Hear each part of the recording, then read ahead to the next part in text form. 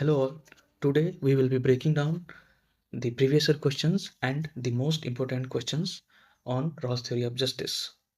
So let's get started. Here is the first question, that is, who wrote the book The Laws of Peoples? You have only 3 seconds to answer this particular question. इसका right answer होगा John Rawls. The laws of the peoples एक important book है जो Rawls ने international politics और global justice के context में लिखी है. यह बुक 1999 में लिखी गई. इस बुक में रॉल्स ने बताया कि जैसे एक कंट्री के अंदर जस्टिस के प्रिंसिपल्स होते हैं, लाइक जस्टिस एज फेयरनेस, वैसे ही कंट्रीज के बीच भी कुछ मोरल रूल्स और प्रिंसिपल्स होने चाहिए. उन्होंने पीपल्स टर्म का यूज किया. ना कि सिर्फ स्टेट्स, क्योंकि पीपल्स का मतलब है ऑर्गेनाइज्ड सोसाइटी जो इथिकल नॉर्म्स फॉलो करती हैं. रॉल्स ने कुछ की आइडियाज़ दिए हैं. जैसे उन्होंने बोला है कि हर कंट्री को दूसरी कंट्रीज़ की सोवरेनिटी का रिस्पेक्ट करना चाहिए. वॉर सिर्फ सेल्फ डिफेंस में जस्टिफाइड है. ह्यूमन राइट्स का रिस्पेक्ट सबको करना चाहिए. डेवलप्ड कंट्रीज को बर्डन सोसाइटी की हेल्प करनी चाहिए. अगर हम सिंपल वर्ड्स में बोले तो रॉल्स ने ग्लोबल लेवल पर जस्टिस और फेयरनेस का फ्रेमवर्क दिया है. Here you can see the explanation. 1999 में बुक लिखी गई. ये इनका बुक है और आप ये पढ़ सकते हैं. सेकेंड क्वेश्चन इज,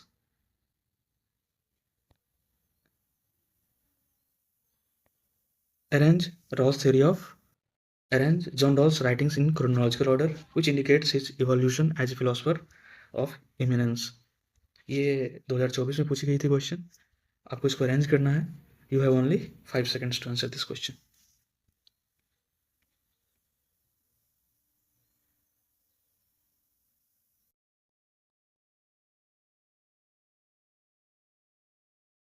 तो इसका राइट आंसर होगा option number 3, that is CBAD. सबसे पहले उन्होंने जस्टिस एज फेयरनेस का कंसेप्ट दिया 1958 में. देयर आफ्टर उन्होंने बेसिकली ये जस्टिस एज फेयरनेस 1958 में एक ऐसे या आर्टिकल था. ये इस समय ये स्टैंडर्ड बुक नहीं थी. और फिर 1971 में अ थ्योरी ऑफ जस्टिस, फिर पॉलिटिकल लिबरलिज्म 1993 में, फिर the laws of the peoples 1999 में. तो ये हो गया.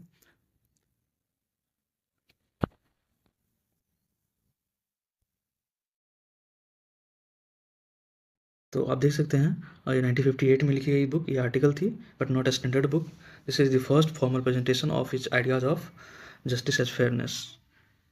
It led the intellectual foundation for his later book a theory of justice. फिर 1971 में थ्योरी ऑफ जस्टिस, फिर 1993 में पॉलिटिकल लिबरलिज्म, फिर 1999 में the laws of the people, and 2001 में जस्टिस एज फेयरनेस अ री स्टेटमेंट. ये फाइनल इनकी बुक थी.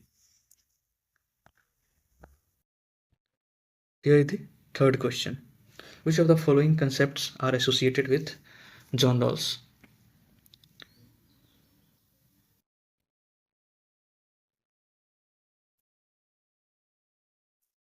तो इसमें हम देख लेते हैं. वेल ऑफ इग्नोरेंस था जॉन रॉल्स का. प्राइमरी सोशल गुड्स है. प्योर प्रोसीजरल जस्टिस है. तो इसका आंसर हो जाएगा, ये प्रिंसिपल ऑफ ऑर्गेनाइजेशन नहीं है, एक जनरल प्रिंसिपल है. तो इसका आंसर हो जाएगा ABC. ये वेल ऑफ इग्नोरेंस क्या है? रॉल्स का कोर कंसेप्ट है. इसमें लोग अपनी आइडेंटिटी, क्लास, कास्ट, जेंडर नहीं जानते ताकि फेयर प्रिंसिपल्स चूज करें.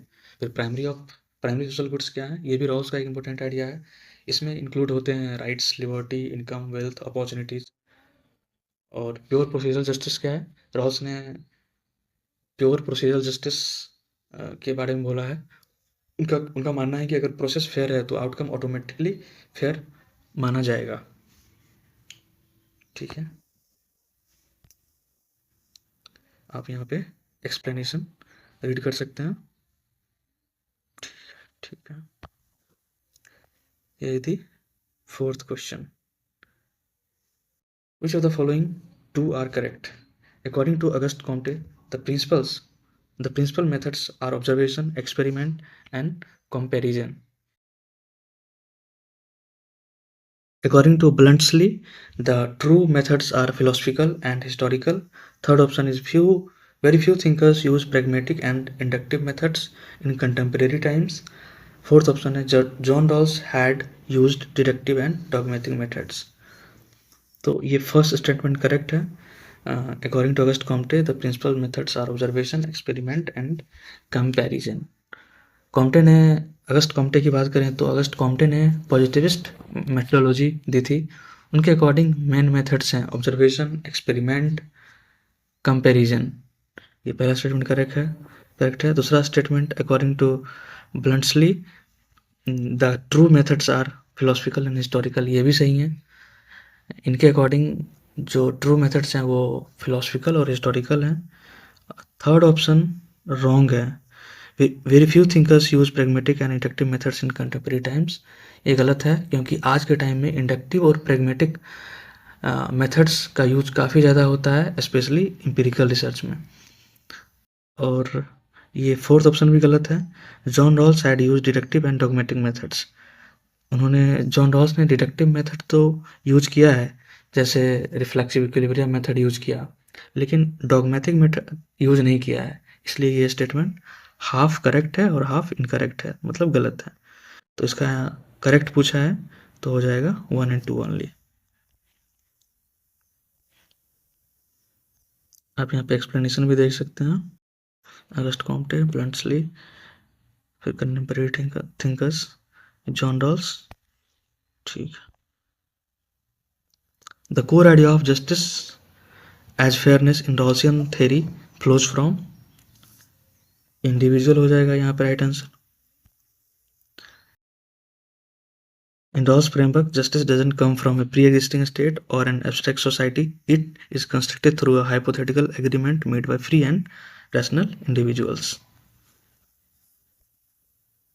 फिर sixth question है, John Rawls' concept of veil of ignorance does not imply which of the following?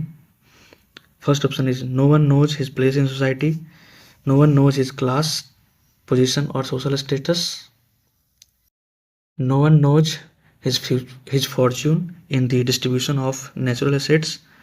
Fourth one is parties know their conception of good. तो क्या पूछा है यहाँ पे? डज नॉट इम्प्लाई, यानी तो यहाँ पे आंसर हो जाएगा parties know their consumption of good. यहाँ पे एक्सप्लेनेशन देख सकते हैं. जॉन रॉल्स का वेल ऑफ इग्नोरेंस एक हाइपोथेटिकल कंडीशन है जहाँ लोग अपनी पर्सनल आइडेंटिटी से रिलेटेड सब इम्पोर्टेंट इंफॉर्मेशन से अनअवेयर होते हैं ताकि फेयर प्रिंसिपल चूज कर सके. विल के पीछे मतलब क्या क्या होता है, उन्हें अपनी प्लेस सोसाइटी में नहीं पता होती है, क्लास नहीं पता होती है, नेचुरल टैलेंट्स नहीं पता होती है, that is Fortune in assets नहीं पता. ये सब रॉल्स के विल का पार्ट है. Parties know their conception of good, ये गलत स्टेटमेंट है क्योंकि विल ऑफ इग्नोरेंस में लोग अपनी conception of good that is values, life goals भी नहीं जानते हैं. सो फोर्थ वन इज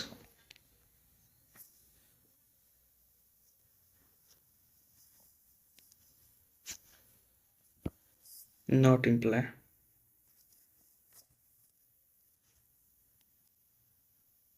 ये तीनों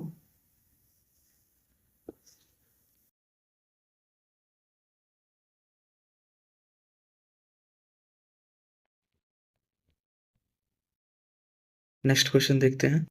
who among the following conceived society as a cooperative venture for mutual advantage, more or less self sufficient and necessarily governed by rules. यहाँ पे हो जाएंगे जॉन रॉल्स.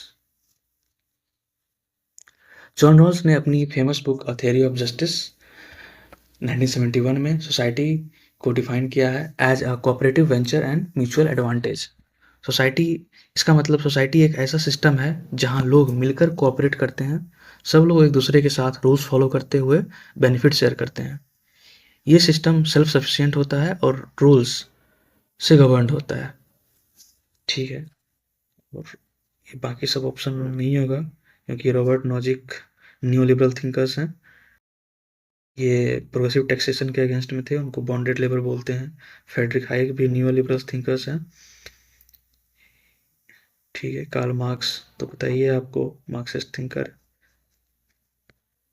मार्क्सिस्ट हैं। ठीक है,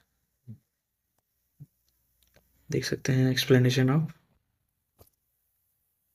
ये क्लास मार्क्स जो है वो क्लास कॉन्फ्लिक्ट की बात करते हैं, म्यूचुअल एडवांटेज की बात नहीं करते हैं। फ्रेडरिक हाइक जो है स्पॉन्टेनियस ऑर्डर की बात करते हैं, कॉपरेशन की ये भी बात नहीं करते हैं। और जो रॉबर्ट नॉजिक हैं ये मिनिमल स्टेट इंटरवेंशन की बात करते हैं, ये कोऑपरेटिव स्ट्रक्चर नहीं के बारे में नहीं बोलते हैं। Question number 8, in spite of assertion reason का क्वेश्चन है। assertion है, in spite of fact that Rawls theory has strong procedural features, it can also be seen as a major contribution to social justice. Reason है, he is categorical that there is a need for rational justification of all departures from equality. इसका correct answer होगा both are correct, and the reason is the correct explanation of assertion.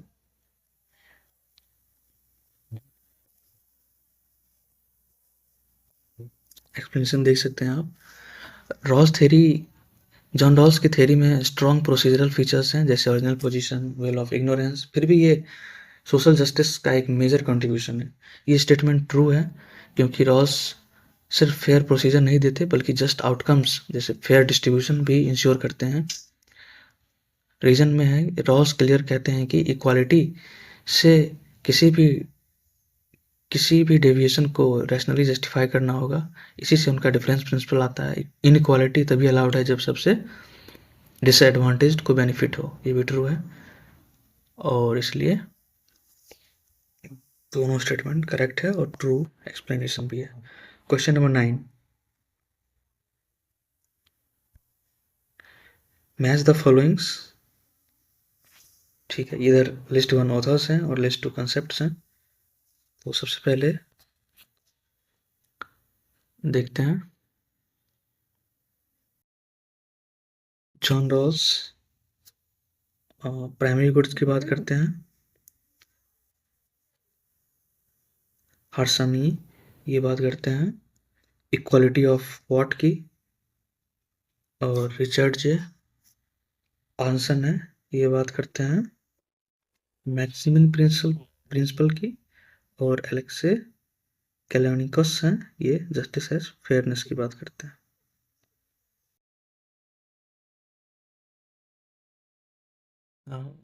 John Rawls ने कहा है कि justice का focus होना चाहिए उन गुड्स पर जो सबके लिए नेसेसरी हैं, जैसे rights, liberty, income etcetera.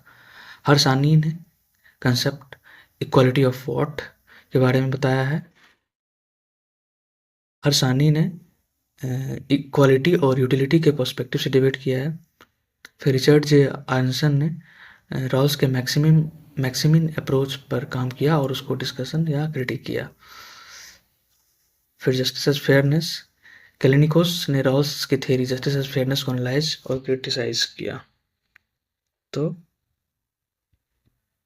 Here code second, that is second 143।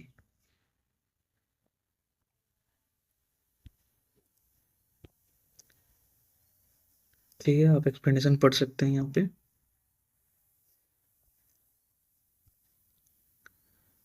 Question number 10। ठीक है, यहाँ पे कंसेप्ट्स हैं और थिंकर्स हैं। वेल ऑफ, इसका राइट आंसर होगा वेल ऑफ इग्नोरेंस, ये जॉन रॉल्स हैं।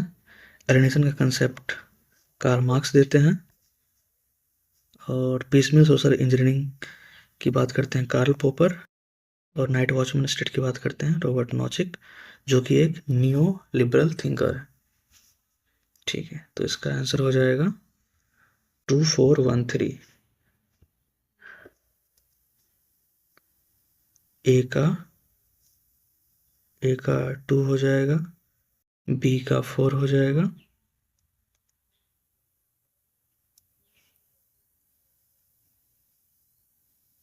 इसमें शायद ऑप्शन गलत है, अब देख लें।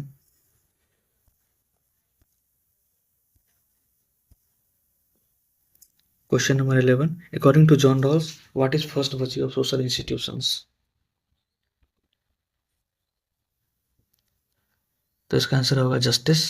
जॉन रॉल्स ने अपनी famous book a theory of justice के स्टार्टिंग में ही क्लियर लिखा है कि justice is the first virtue of social systems. इसका मतलब है जैसे किसी इंडिविजुअल के लिए truth that is such important होता है, वैसे ही सोसाइटी के institutions that is law, government, policies के लिए जस्टिस सबसे पहला और इम्पोर्टेंट प्रिंसिपल्स है। अगर सिस्टम एफिशिएंट हो लेकिन अनजस्ट हो तो रॉल्स के अकॉर्डिंग वो एक्सेप्टेबल नहीं है। तो इसका आंसर हो जाएगा जस्टिस। ठीक है। Question number 12. In Rawls' original position, what ensures that principles of justice chosen are impartial and fair?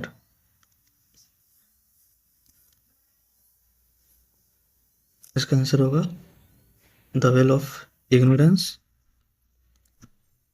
John Rawls के कंसेप्ट ओरिजिनल पोजीशन में लोग जस्टिस के प्रिंसिपल्स चूज करते हैं, लेकिन क्वेश्चन है फेयरनेस और इम्पार्शियलिटी कैसे इंश्योर होती है?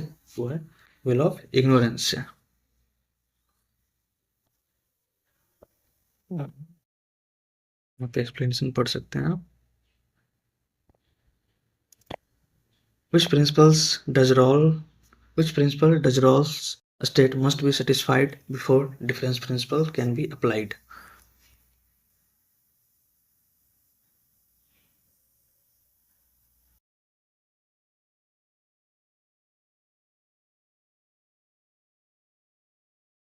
इसका आंसर होगा द इक्वल लिबर्टी प्रिंसिपल।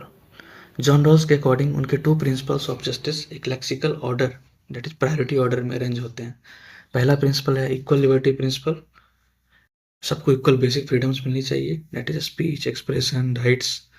और दूसरा प्रिंसिपल, इसमें दो आते हैं, फेयर, इक्वालिटी ऑफ अपॉर्चुनिटी और डिफरेंस प्रिंसिपल। तो सबसे पहले इक्वल लिबर्टी प्रिंसिपल आते हैं, फिर फेयर इक्वालिटी ऑफ अपॉर्चुनिटी, फिर डिफरेंस प्रिंसिपल। इसी को लेक्सिकल ऑर्डर भी बोला जाता है। देख सकते हैं, पहला प्रायोरिटी है, फिर सेकंड है और तीसरा है, और इसे ही लेक्सिकल ऑर्डर बोला जाता है। एग्जाम में कई बार पूछा हुआ। नेक्स्ट क्वेश्चन है the difference principle in Rawls theory justifies social and economic inequalities only if they benefit which group? इसका आंसर हो जाएगा the greatest number of people, the most talented individuals, the ruling political class, the least advantage member of society. तो D हो जाएगा।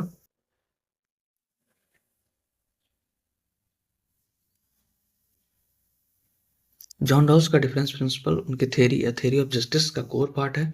इस principle के according society में inequalities allowed हैं, बट ओनली तब जब वो सबसे ज़्यादा बेनिफिट करे लीस्ट एडवांटेज लोगों को। ठीक है, यहाँ पे एक्सप्लेनेशन पढ़ सकते हैं। According to John Rawls the difference principle permit social and economic inequalities only when they work to the maximum benefits of the least advantaged members. This is the part of his broader idea of justice as fairness, ensuring that inequalities are not exploitative but redistributive in effect. So question number 15. Which thinkers provided a communitarian critique of Rawls by arguing that individuals are un individuals are encumbered by their social roles? ये भी है question है। इसका answer होगा Michael sandal. Michael sandal एक major communitarian thinker है जिन्होंने John Rawls के थ्योरी को क्रिटिकली एग्जामिन किया, क्रिटिसाइज किया। रॉल्स कहते हैं कि इंडिविजुअल एक अनइनकम्बर्ड सेल्फ होता है, यानी अपनी आइडेंटिटी से अलग सोच सकता है, लेकिन सैंडल कहते हैं रियल लाइफ में इंडिविजुअल इनकम्बर्ड सेल्फ होता है, यानी हम अपनी social roles, community, culture, relationship से जुड़े होते हैं। इनसे अलग होकर डिसीजन लेना पॉसिबल नहीं है।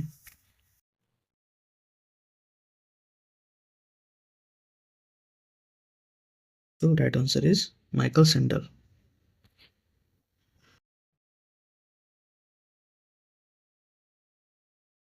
Section question. In his later work, political liberalism, जो कि 1993 में लिखी गई थी. Rawls introduces which concept to explain how different worldviews can support a shared political conception of justice.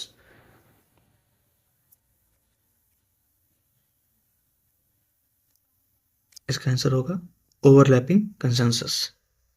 John Rawls ने अपनी लेटर बुक पॉलिटिकल लिबरलिज्म में एक इंपॉर्टेंट कंसेप्ट इंट्रोड्यूस किया है, ओवरलैपिंग कंसेंसस. इसका मतलब क्या है? सोसाइटी में लोग अलग अलग बिलीफ्स रखते हैं. रिलीजन अलग हो सकती है, आइडियोलॉजी अलग हो सकती है, मॉरल वैल्यूज अलग हो सकती हैं. फिर भी ये सब लोग कुछ common political principle of justice पर एग्री कर सकते हैं. इस कॉमन एग्रीमेंट को ही रॉल्स बोलते हैं ओवरलैपिंग कंसेंसस.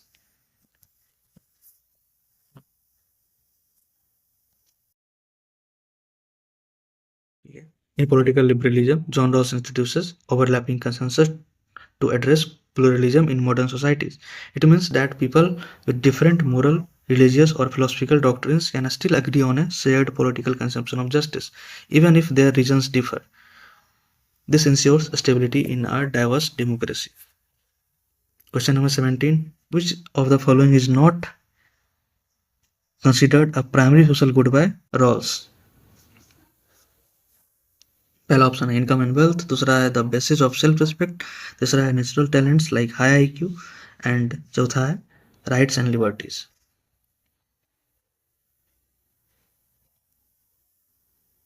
इसका आंसर हो जाएगा natural talents like high IQ. John Rawls के अकॉर्डिंग प्राइमरी सोशल गुड्स वो चीज़ें हैं जो हर रैशनल पर्सन चाहता है, चाहे उसकी लाइफ गोल्स कुछ भी हो.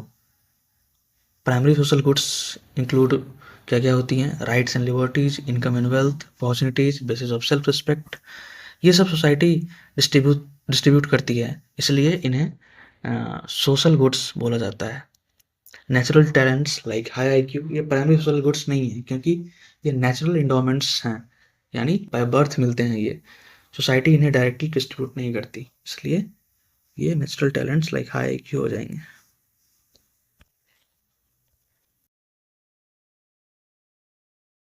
You can see here. Question number 18. Amartya Sen criticized Rawls' focus on primary goods by proposing an alternative focus on.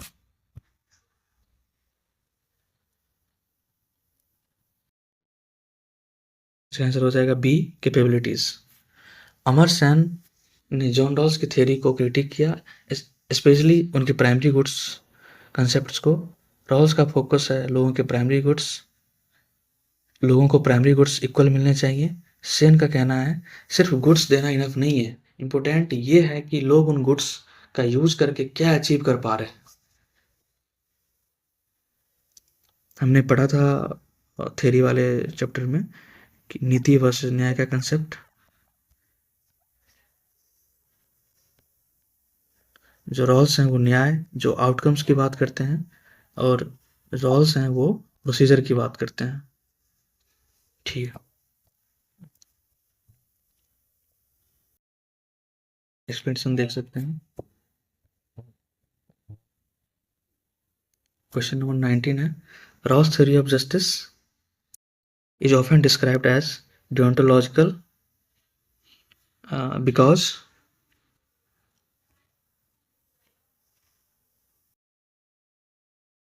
इसका आंसर होगा बिकॉज.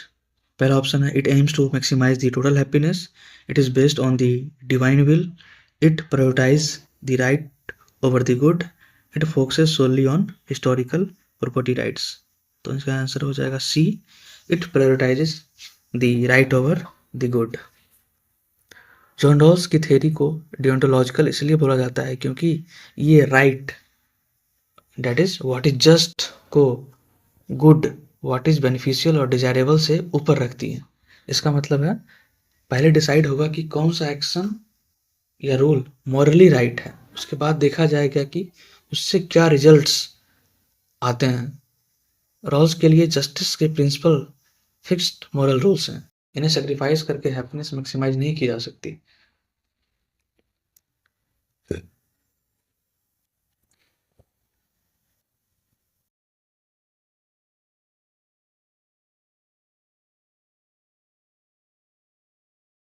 इसको अगर यूटिलिटेरियनिज्म से कंपेयर करें तो जो कि बेंथम या मिल सपोर्ट करते हैं, इनको बोला गया है, उसके अकॉर्डिंग मैक्सिमम हैप्पीनेस की बात होती है, जहाँ पे good is greater than right. और रॉल्स बात करते हैं justice first, that is right is greater than good. ठीक है, अब देख सकते हैं आप लोग।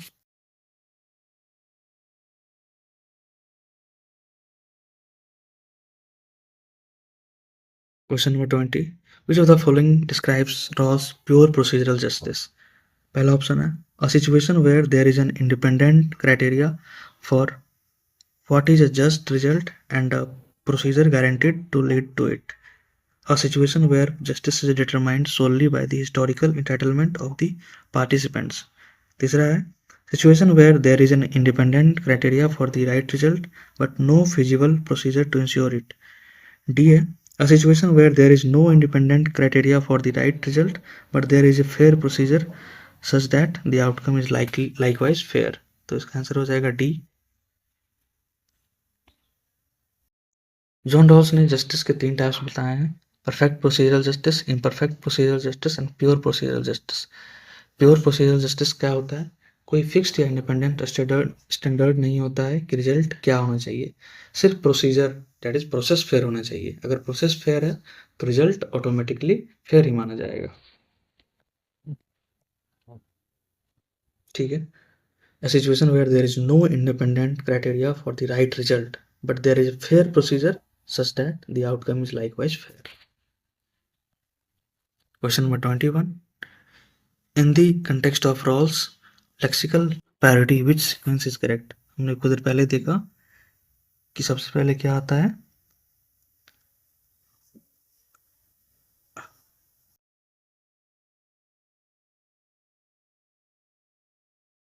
सबसे पहले लिबर्टी प्रिंसिपल आता है, सॉरी, सबसे पहले लिबर्टी प्रिंसिपल, फिर फेयर इक्वालिटी ऑफ अपॉर्चुनिटी, फिर डिफरेंस प्रिंसिपल। तो ऑप्शन डी करेक्ट हो जाएगा।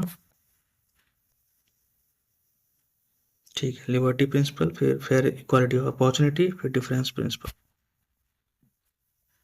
फिर 22, Rawls concept of overlapping consensus is primarily designed to address which problem in modern societies।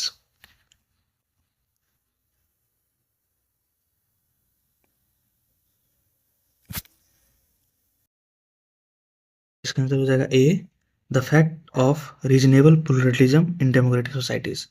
John Rawls ने अपनी बुक पॉलिटिकल लिबरलिज्म में overlapping consensus का concept introduce किया है। रॉस का कहना है कि मॉडर्न सोसाइटीज में लोग अलग अलग रिलीजियस, अलग आइडियोलॉजीज, अलग मॉरल बिलीफ्स रखते हैं। इस सिचुएशन को रॉस बोलते हैं रीजनेबल प्लुरलिज्म। रॉस ने क्या सोल्यूशन दिया? Overlapping consensus. डिफरेंट बिलीफ्स के लोग common political value, justice, rights पर एग्री कर सकते हैं। ये ग्रुप, हर ग्रुप अपने अपने रीजन से सेम प्रिंसिपल को सपोर्ट करता है। ठीक, एक्सप्लेनेशन आप देख सकते हैं।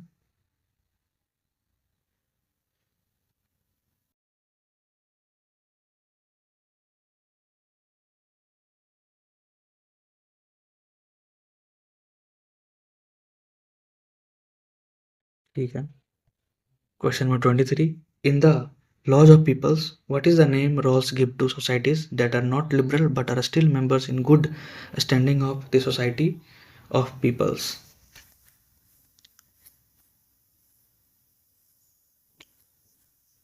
पहला ऑप्शन है बेनेवलेंट एब्सोल्यूटिज्म्स, दूसरा है सोसाइटीज, तीसरा है डिसेंट कंसल्टेटिव हायरार्कीज, चौथा है आउटलॉज स्टेट्स। इसका आंसर होगा C, decent consultative hierarchies. John Rawls ने अपनी book the laws of peoples में different type of societies classify किए हैं। लॉज ऑफ द पीपल कब लिखा गया है? 1999। जॉन रॉल्स अपनी book the laws of peoples में different types of societies classify किए हैं। डिसेंट कंसल्टेटिव हायरार्कीज क्या बोलते हैं? ये ऐसे सोसाइटीज हैं जो फुल्ली लिबरल या डेमोक्रेटिक नहीं होते, लेकिन फिर भी ह्यूमन राइट्स का रिस्पेक्ट करते हैं, लोगों को कंसल्ट करते हैं, पार्टिसिपेशन का कुछ लेवल होता है, पीसफुल और रूल फॉलोइंग होते हैं। इसलिए रॉल्स के अकॉर्डिंग ये सोसाइटी ऑफ पीपल्स के रिस्पेक्टेबल मेंबर्स हैं। ठीक है। है, बाकी ऑप्शन गलत हैं। बेनेवलेंट एब्सोल्यूटिज्म्स जो है वो राइट्स फुल्ली प्रोटेक्ट नहीं करते हैं। सोसाइटीज टू जनरल टर्म है। और आउट लॉ स्टेट्स एग्रेसिव और रूल्स वायलेट करने वाला स्टेट्स होता है।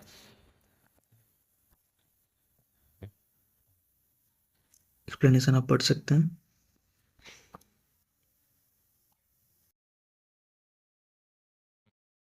Question number 24, what does Rawls mean by strains of commitment?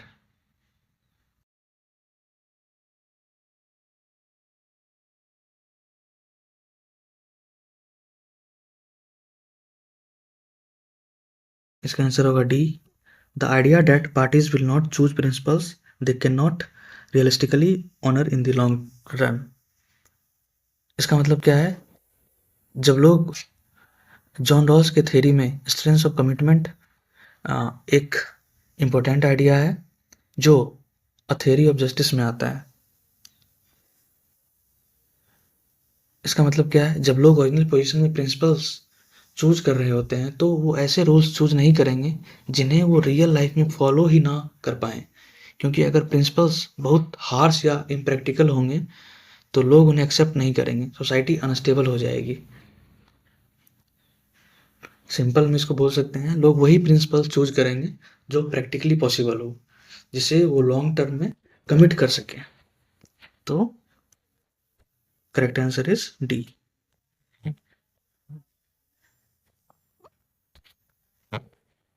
Question number 25 means the concept maximum rule is used by Rawls to justify difference principle। इसका हो जाएगा, ठीक है, हम लोगों ने डिफरेंस प्रिंसिपल्स भी देख लिया है क्या होता है। ठीक है, आप एक्सप्लेनेशन पढ़ सकते हैं।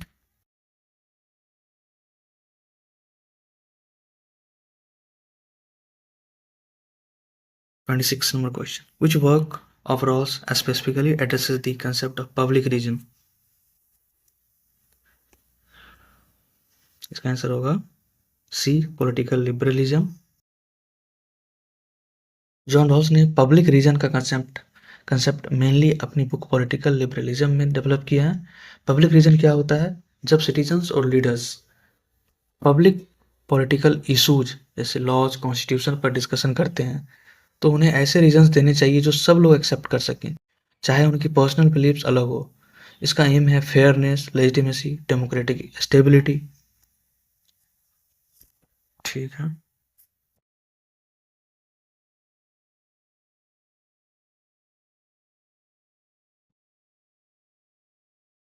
27 number question and this will be the last question।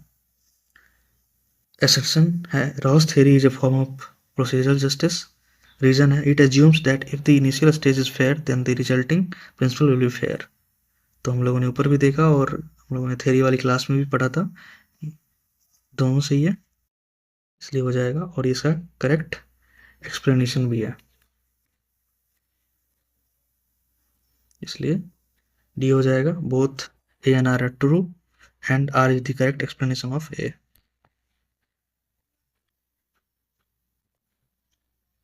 Okay, thank you, टाटा, बाय बाय।